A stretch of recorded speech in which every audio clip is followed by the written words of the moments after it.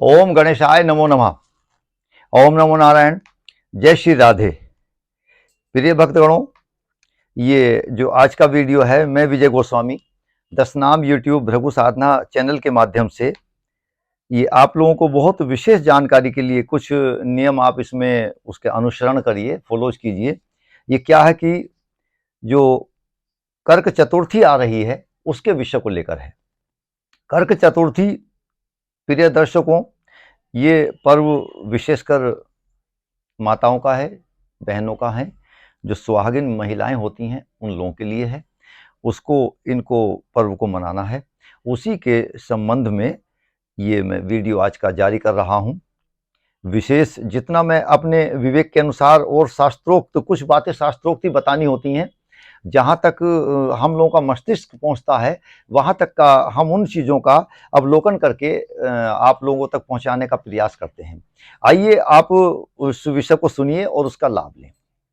तो सबसे पहले तो इस पर्व की आप सभी लोगों को शुभकामनाएं।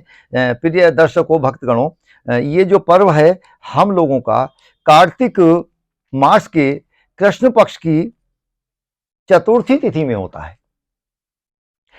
इसका बहुत ही प्रतीक्षा रहती है महिलाओं को, क्योंकि ये पति की अवस्था को बढ़ाने के लिए होता है। इसके विषय में आज आपको मैं बहुत ही गोपनीय बात कुछ बताने जा रहा हूं, वो आप ध्यान से अनुसरण करिए उसका। चतुर्थी तिथि का व्रत है। चतुर्थी तिथि क्या होती है? चतुर्थी तिथि गणेश जी की तिथि होती है और ये वर्ष में 3 बार का चतुर्थी तिथि ऐसी आती है कि ये विशेष महाफलदायी होती है, लाभप्रद होती है और जीवन के लिए महत्वपूर्ण होती है। एक आती है, देखिए, माघ का महीना आता है, उसमें भी ये चतुर्थी तिथि आती है कृष्ण पक्ष में। अच्छा, एक बात है विशेष कि चतुर्थी तिथि कृष्ण पक्ष की ही ज्यादातर अधिकांशतया प्रभावकारी होती है। यूं तो जितने भी पर्व आते हैं अधिकांशतः वो आते हैं शुक्ल पक्ष में, लेकिन मेरी ऐसी धारणा है कि ऐसा कुछ नहीं है। शुक्ल पक्ष और कृष्ण पक्ष ईश्वर के बनाए हुए हैं सभी। और अगर प्रकाश कहाँ का आपको अनुभव कब होगा? जबकि आपके जीवन में अंधकार यदि आया है, कभी अंधकार है, रात्रि है, तभी तो आपको उसका आनंद ले पाएंगे प्रकाश का। भाई अंधेरा है तभी तो आप लाइट उतनी प्रकाशित कर रहे हैं। अच्छा, जीवन में अंधकार का मतलब क्या है? अंधकार का मतलब है दुख और प्रकाश का मतलब है सुख।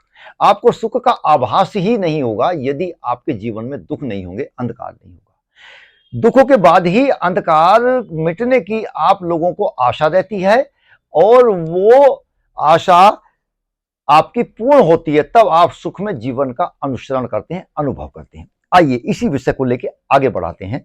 ये जो कार्य है, ये जो तिथि है, वर्ष में 3 बार आती है। कब कब? एक आती है माघ महीने के कृष्ण पक्ष की चतुर्थी तिथि में। वो बच्चों के लिए होता है, उसको बोलते हैं संकट हरण चतुर्थी व्रत।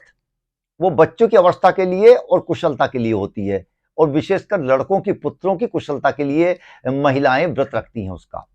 और ये जो है पति की कुशलता, क्षेम के लिए, अवस्था को बढ़ने के लिए इस व्रत को रखा जाता है चंद्रमा को देखकर, और इसमें चंद्रमा को अर्घ दिया जाता है और निराहार रहा जाता है। एक तो मैं आपको इसका विशेष एक समय बता दूं, ये जो विशेषकर इस बार हो रहा है प्रिय भक्तगणों, 1 नवंबर 2023 दिन बुधवार को हो रहा है। बहुत विशेष महापर्व है इस बार का। ये कारण क्या है? विशेष महापर्व यूं है, चतुर्थी तिथि में ये पर्व होता है, तो चतुर्थी तिथि बहुत विशेष होती है। चतुर्थी में ही ये पर्व होगा, जब भी होगा।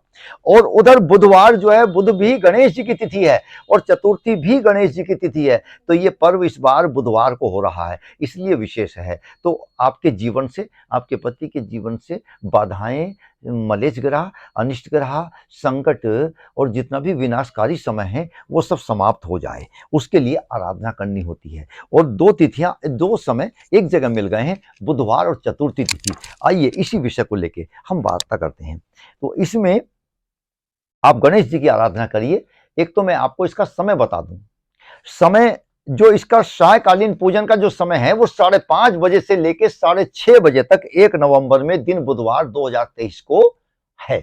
इसी बीच में आप जो घरेलू सायकालीन पूजा करेंगे इस समय में करेंगे। मैं समय को दोबारा से फिर बता रहा हूं, 5:30 बजे से लेकर और 6:30 बजे तक।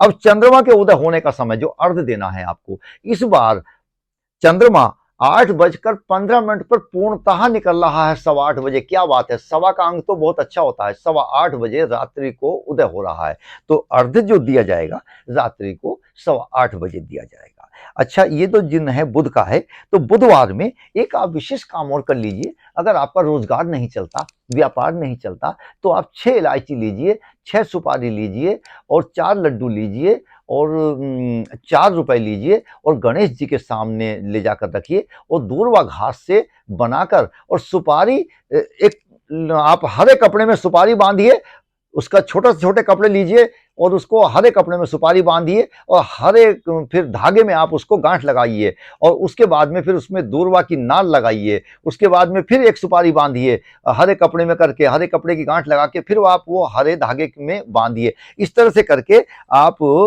6 सुपारी और 6 दूर्वा की नाल की आप एक माला बनाइए और गणेश जी के मंदिर में कहीं भी जाकर गणेश जी के गले में आप उसको इस दिन जरूर धारण कराइए।